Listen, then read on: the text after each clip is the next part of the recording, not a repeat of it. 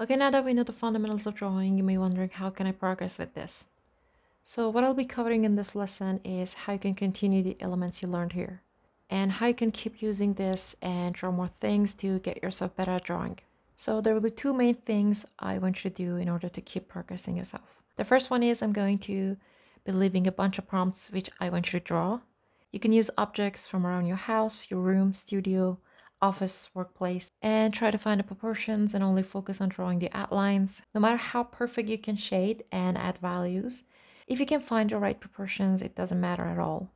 This will be achieved only by drawing and do a lot of practices and sketching and doodling often. And you can also use some reference images, but what I really want you to do is to draw the objects that is in front of you. Draw from real life and try to fix your position and capture the proportions. Start with simple shapes. I recommend choosing some cylinder-shaped objects like glasses, cups, jars, mugs, bottles, cans, and things like that. And as a student, I used to draw thousands of these. These are for those times, and I just kept them as a memory. You know how to draw cylinders and circles for sure. These are the same. All you need to do is to simplify the shapes and see them as a bunch of simple and basic shapes, because these are the shapes our world is made up of.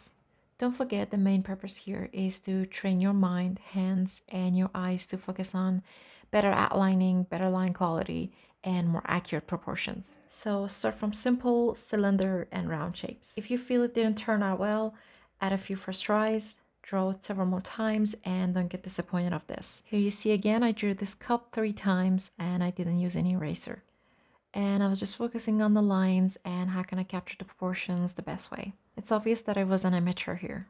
My lines were broken, short, cutted, wobbly, and shaky. Uncertain and inconsistent strokes. You notice them all here. And very rough, showing the uncontrolled pressure of the pencil on the surface of the paper. But the important thing was to practice, so try not to be perfectionist, please. After drawing these simple shapes, move on to more complex shapes, like this one, which is a bit more complicated comparing to a simple cylinder shape. Then you can start drawing even more complicated shapes like this teapot. Here again, you'll notice I had bad lines and poor stroke quality. And these are the other shapes I used to draw. I had like a million pages of these drawings like dishes, tools, furnitures, cars, toys, buildings, trees, foods, fruits, flowers, even my pets. But I only kept a few of them. I had them with me all these years. Again, some more teapot drawings. You see more practices here to finally I could draw it better. You can easily see the difference of my lines, quality, and the proportions here now. Another one here, which I put it in my sketchbook because I really loved this one. Again, more cylinder shapes, and then I tried drawing some difficult shapes and objects like a cell phone charger here. You can find thousands of these simple shapes in your kitchen and try to focus on outlining instead of spending your time for adding values and shading. Here I guess I had my first shading practices, and I guess this was the first time I was rendering a metal texture. You can draw some fruit shapes.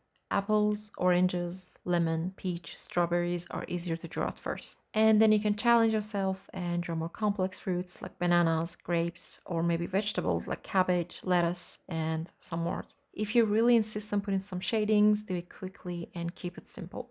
You can use hatching technique, but don't waste your time for shading at this stage.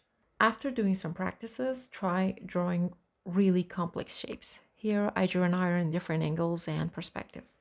This is one of the most important practices I can tell you to do. This is a bit challenging, I admit, but if you want to be a real artist, you can't escape this. You have to do these practices. So try it with drawing objects like screwdriver, glue gun if you have any, cameras, old radios, glasses, desktop clock, bags and shoes especially, baskets, and anything you can think of. You can even draw some simple statues and decorative stuff. Here are some of my practices, and in here you see how I quickly put some shadows and added some values to the drawing. Then try drawing more challenging stuff like bigger ones, tables, desk, chairs, bed, closets, couch, refrigerator, washing machine. You can draw them using perspective. We drew this chair in one of the videos on perspective tutorial series. Then to enhance your art even more, Try drawing all the furnitures in a room using perspectives. Try doing this exercise at least for a month constantly, and you'll be surprised how much you've progressed. So try drawing from real life and stop using references, except for drawing wild animals, because we can't draw them from real life, of course. I did some doodles here in my sketchbook. I drew my pets. I am a bunny mom, and I've got two beautiful girls. Here are some of my sketches. These are quick sketches, and the point was only to doodle. In the first page, I did some furniture, dishes, and tools drawings. And in the second page, I drew some organic shapes like animals, flowers, and fruits. In my opinion, organic shapes are a bit more difficult and challenging to draw.